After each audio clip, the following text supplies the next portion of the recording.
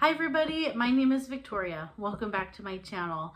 I am thrilled to bring you the video that is a year in the making, and that would be my favorite books of 2025. I had a okay reading year in 2025. Honestly, it wasn't stellar. I didn't read a lot of 5-star books. I actually only have 8 books all year that I rated 5 stars, but those books are still worth talking about, and I'm going to add a couple 4-star books as well to round it out to 10. So they're sort of my honorable mentions. But before I talk about those books, let's talk about some stats and give you sort of an overview of my reading year.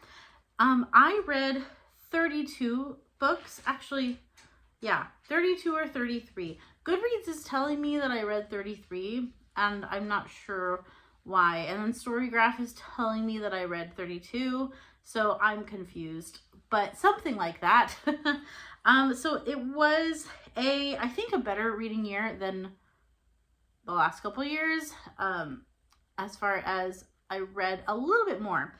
And that came to 11,734 pages. If it's 32, if it's 33, it's a little more, maybe more like 12,000 pages. Who knows?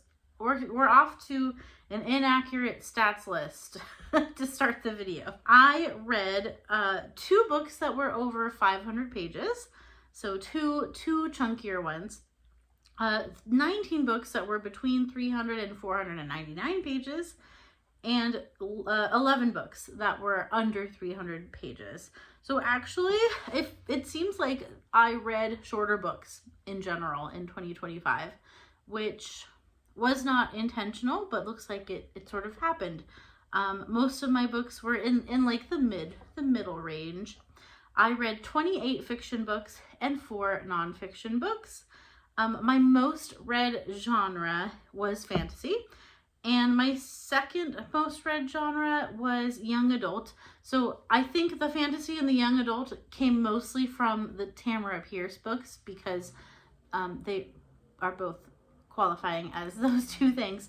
I think that kind of made everything skew towards fantasy, because I don't actually feel like I read a ton of fantasy, but I guess I did. Maybe I did. So fantasy and young adult. My third most read genre is romance. My fourth is historical fiction. 5th is literary fiction. 6 is middle grade. 7 is classics. 8 contemporary. 9 history. 10 biography. So classics, the surprise to me was that the classics was so much further down. That usually is higher. It's usually like my second or third. So classics being my 7th was kind of surprising. But looking back on it, yeah, I don't think I read a ton of classics actually in 2025. My average rating overall was 3.92 stars. My most read author was Tamara Pierce with 8 books. And that's because of the read along that I co-hosted with Christy and Dia. Actually, I'm still co-hosting it. It's continuing into 2026. So that is kind of a look at my stats, a little rundown, if you will. And let's jump into the books. So 4-star books I'll call honorable mentions. I'm going to start with Escape from Camp 14 by Blaine Harden. I read this as part of the Kate Tropathon group read that is hosted by a few of my friends here on BookTube, and I try to participate in Kate Tropathon in some way. And this year I decided to read the group read, and I really enjoyed this. This is looking at one individual in particular who is presented as the only person who successfully escaped from Camp 14, which is a North Korean work camp, concentration camp that is extremely high security. It's very hard to leave. Pretty much the people that are there never leave. in their lifetime. So it's a prisoner camp, basically. And it is from Blaine Harden's interviews with him, and we learn about his story and all the awful things that happened to him when he was in the camp, and also how life didn't get a whole lot easier for a while when he escaped. Once he escaped, it was trying to get out of the country, trying to start a new life. Just an amazing story. Later, I also learned that there's some inaccuracies here and there, because it's very common for North Korean defectors to misremember things just because of abuse, or to misrepresent themselves in certain things because they are taught not to be honest with people. And so there were sort of some things that he came back and said, well, it didn't go exactly that way, it was actually this, and then he would come back again and correct himself again. And so that kind of stopped me from giving it 5 stars, just because of some of the uncertainties and inaccuracies. But that's definitely not the fault of the author. It's more of the situation. But for the most part, he absolutely lived this. He lived this life, and it was very heartbreaking. It was hard to read, but important to read, and I was fascinated from beginning to end, glued to the page. So Escape from Camp 14 is certainly worth your time if you're interested in books about North Korea and North Korean citizens and the way that North Korea works. Next is a 4-star book by C.S. Lewis, and that would be The Four Loves. And so I always love reading C.S. Lewis nonfiction. I try to read him throughout my life. I've read quite a bit of it now, both fiction and nonfiction. So C.S. Lewis is an all-time favorite author. The Four Loves goes through the different words for love, the different Greek words for love that are used in the Bible and in biblical times. And it talks about the definition of those different kinds of love, because in English we have one word for love. In other languages there's many words for love. And so he goes through the 4 loves. So 4 different words. And I thought it was great because it was C.S. Lewis. There's always so much to chew on, so much food for thought. The opinions expressed by C.S. Lewis, I didn't always agree with, because some of them reflected a 50s male mentality, specifically when he's writing about women and relationships with women, and even relationships between women. And sometimes in his writing, I just found myself questioning some of his perceptions. But overall, that sounds really bad, but it really wasn't anything too terrible that was like incredibly offensive to me, but just sometimes things that I didn't agree with. So C.S. Lewis, The Four Loves, it's great because it's C.S. Lewis, and he's an amazing writer and an amazing theologian, and there are just so many fascinating passages to chew on. But it wasn't my favorite nonfiction of C.S. Lewis. So yeah, 4 stars for The Four Loves. Okay, so now the 8 books that I gave 5 stars. I am including rereads this time. So 2 of them were rereads. Some years I don't include rereads, but I had so few 5-star books that I decided to include them. So I'm going to start with the rereads. I reread Emma very recently, and I upped Emma to 5 stars. The first time I read Emma by Jane Austen was on audiobook, and it was difficult to follow on audio. I definitely think I missed a lot just because of the audio experience. I don't like listening to Jane Austen on audio. I would much rather read it physically. And so I did with Emma this time. And it took me a really long time at my slow reading pace, but I did finish it, and it was so worth it. It was very worth it. Emma went up in my respect for Jane Austen books. I respect this book so much. I think that I don't think it's my favorite Jane Austen still. It doesn't beat a few of the other Jane Austen books that I've read. I think it kind of sits a little more in the middle at the moment. Maybe like my third or fourth favorite Jane Austen book. I do need to reread some of the other ones that I have only read once. So once I reread all of the Jane Austen books, hello Bailey, then I will be able to tell you a little more accurately where it sits. But Emma was impressive. I was impressed by the way everything wrapped up, the humor, the dialogue, the relationships, the characters, Emma herself as a character, just the way that you become just part of their social society as a reader. And Emma was a 5-star book for me. The other book that I reread was Words of Radiance. This is the second book in the Stormlight Archives by Brandon Sanderson. And Words of Radiance has, in the past, been my favorite Stormlight book. And I haven't reread the next ones just yet, so I will be curious to see if anything bumps it out. But it was still so fun from beginning to end. It is fast-paced. The setup for Words of Radiance really helps it to just go. So once you're in the world, then we can just go with the plot.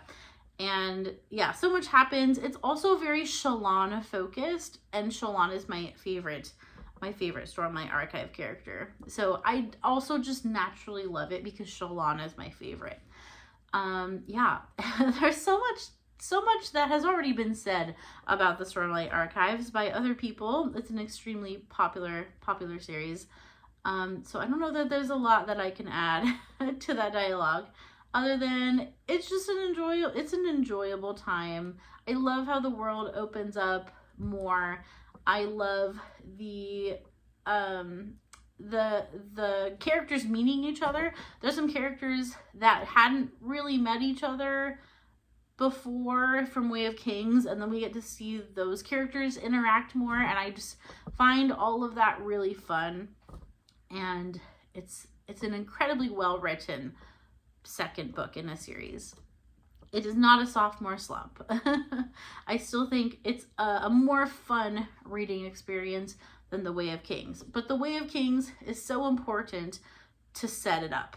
And then once you're in Words of Radiance, then you are just off to the races, like from the beginning of the book. So Words of Radiance, definitely still a 5-star book. All the rest of these books that I'm going to talk about next are new to me. They were read for the first time in 2025, and they're not in any particular order. So I'm not going to do like a ranking necessarily. I'm just going to talk about them as I wrote them down. So first, I have Alana the First Adventure. So I felt like I did want to include our Tamara Pierce books, at least some of the Tamara Pierce books.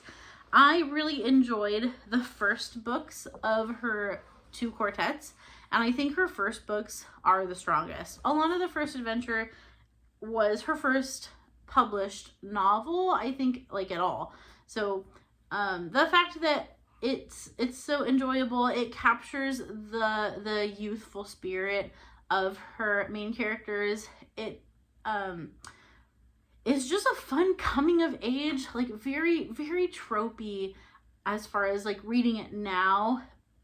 Like there's not much, I don't think there's much that would feel original to a reader now. However, it was original then. Like Tamara Pierce did things that nobody else was doing. And part of that is the female protagonist in a fantasy book who wants to be able to do things that are out of the convention of being a woman. And so Tamara Pierce really was one of the first people to look at a female character and want to do something a little different with them that was not being done so much in fantasy of the time. So you have to respect it for that. And then I also just, I had nothing really to criticize about it. I just had a great time from beginning to end. And on that note, I'm also putting Wild Magic on this list.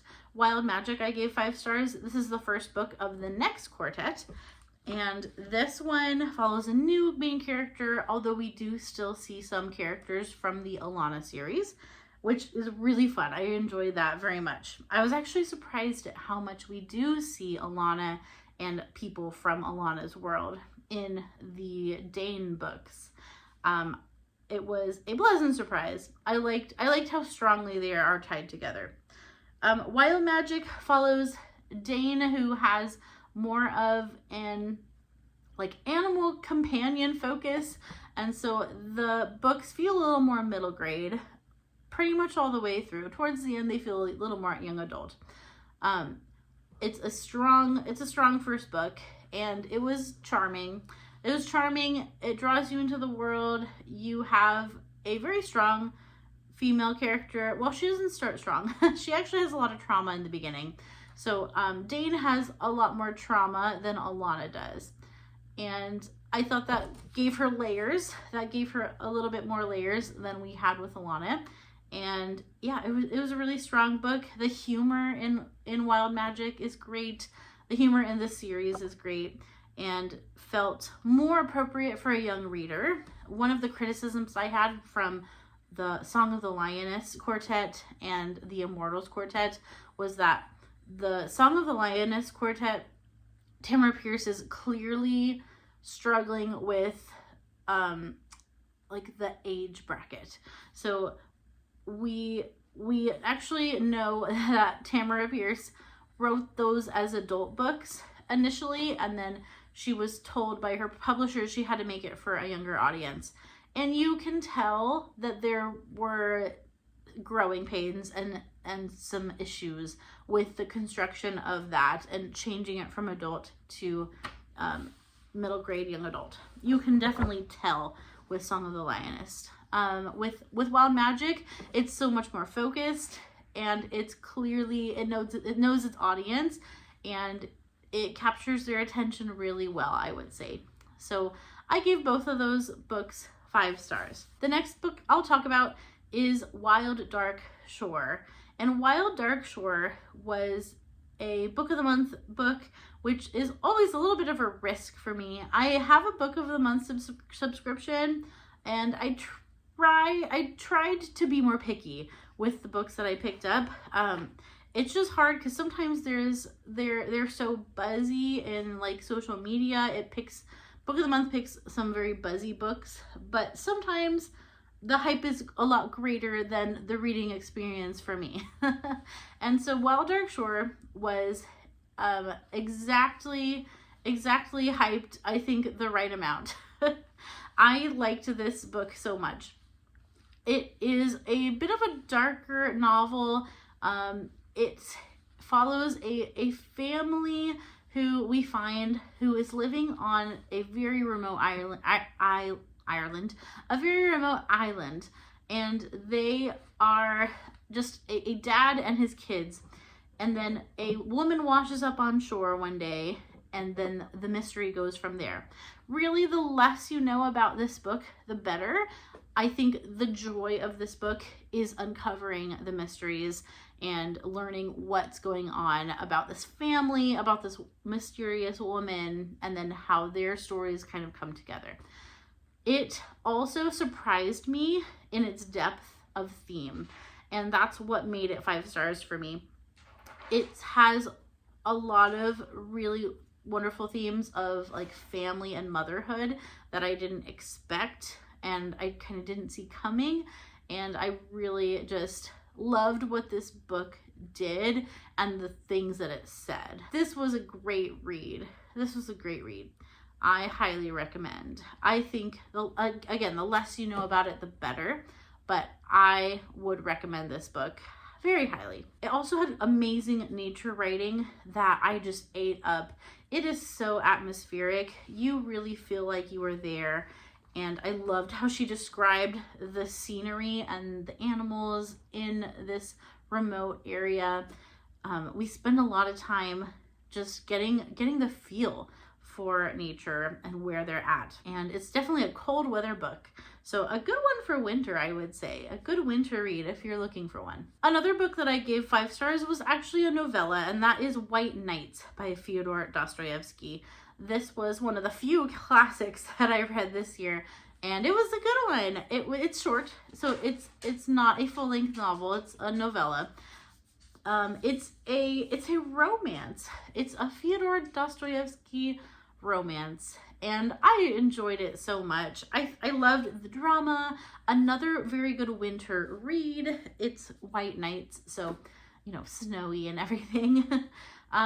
I loved the drama. I loved the couple, the relationship. I loved the pining. I loved the emotion of it all. I loved the Russianness of it. I had fun. I had fun with this one in a wintry, subdued way. It's a good one, and I'm very glad that I read it. The next book that I'll talk about is Matilda by Roald Dahl. I had never read Matilda before, and I can't believe that I had never read Matilda before. This seemed like a book that I would have loved as a kid, and I never saw the movie, and I never read the book. Don't know how that happened. This seems like something that would have crossed my path, but it apparently never happened, and I'm so glad I've fixed that mistake. Matilda is, first of all, the greatest young main character of probably my whole year. As far as like middle grade books go, I just think Matilda is so lovable. She is incredibly smart, and she is just not treated well by her family. It's in such a dramatic way, such a big contrast. Her family is absolutely horrible, and Matilda is absolutely wonderful. And I loved falling in love with Matilda. I loved seeing her relationship with Miss Honey and the people who kind of come around Matilda and notice her and care about her in a way that her family is not going to. It's fun, it's hilarious. The antics that Matilda gets into are just a great time. And I'm so glad that I finally read Matilda. This was a 5-star book. And the last book that I will talk about is actually the first book that I read in the year 2025. And that was Blood Over Brighthaven by M.L. Wong. And this is the second M.L. Wong book that I've read. I've read Sword of Kaigen as well. And Blood Over Brighthaven was, in some ways, I thought stronger than Sword of Kaigen.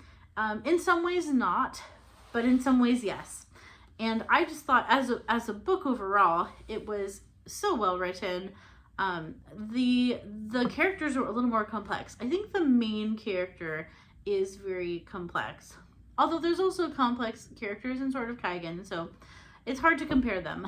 But the main character, I found her to be a really good mix of unlikable and likable. And I think that's what will kind of make or break this book for you between Sword of Kaigen and Blood Over Brighthaven. I don't think everybody's going to love the main character, but I really did. And the way that this world unfolds, the things that we learn about the world that the main character doesn't know about the world, that she's learning with you, I thought was just very eloquently done. The way this book starts is it just sucks you right in. I couldn't believe the first chapter. You read the first chapter and you're like, wow, that's how we're gonna start this book. That's pretty intense. So it was grabbing me right from the beginning. The reveals once you find out what's going on are heartbreaking. It's a very heartbreaking book. The ending was great. I think one of the strongest endings. I think that was the difference between Sword of Kaigen and Blood Over Brighthaven was the ending for me. I thought the ending was strong. I loved what she did with the ending. I loved how she wrapped it up. So it was an incredible read. a book I didn't want to put down, and that's how I know it's going to be a favorite. So Emma Long, once again, knocks it out of the park for me with Blood Over Brighthaven, and I will read everything that she ever puts out, 100%. So those are all of the books that I would consider favorites from the year 2025. I would love to know if you have read any of these books, if you have any inklings to read them now that you've heard me gush about them, and what was your favorite book from 2025? I would love to know if you want to drop it down below. My TBR can always grow bigger. So thank you so much for watching my video today. It was great to finally get to talk about these books. I just love talking about books that I love. It's the most fun part of BookTube for me. And I hope you have a wonderful rest of your day. Keep reading great books, and until next time, bye-bye.